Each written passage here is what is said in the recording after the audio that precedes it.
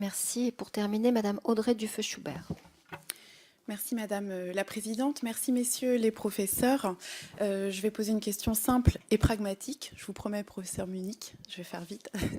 Ma question va faire écho, professeur Fischer, par rapport à vos propositions et de débat sur le coût de l'innovation.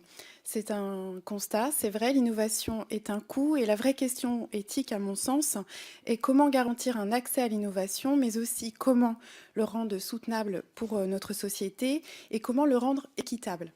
Par exemple, en France, il y a le système de définition des ASMR au sein de l'HAS pour les traitements innovants médicamenteux.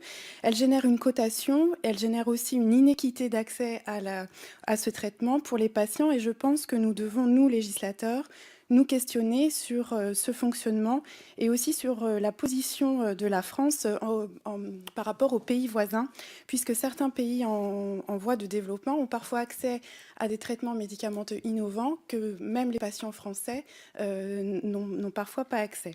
Alors comment peut-on y remédier? Existe-t-il des leviers législatifs que vous avez identifiés sur lesquels nous pourrions travailler? Et la deuxième partie de ma question concerne les prix définis par les industriels.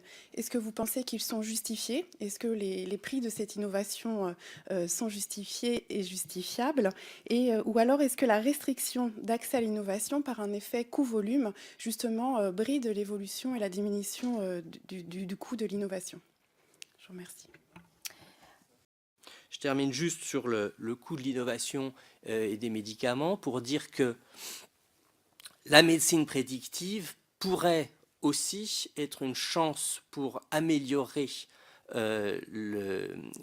l'accès à l'innovation des patients, en ce sens que on le voit grâce à la détection de mécanismes de plus en plus fins qui viennent de la meilleure connaissance que l'on a des maladies.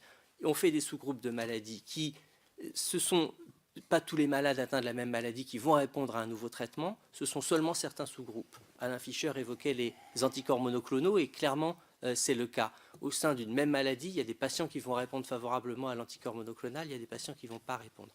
Il faut qu'on ait des biomarqueurs qui soient capables de dire ce patient-là va répondre alors qu'il a la même maladie que cet autre patient dont on sait à l'avance qu'il ne va pas répondre. Parce que sinon, et c'est une façon probablement de diminuer les coûts et de travailler et on doit avoir la possibilité d'aller extrêmement finement détecter au sein des maladies communes, hein, on est bien dans les maladies chroniques, quels sont les sous-groupes de patients qui répondront à tel ou tel traitement demain.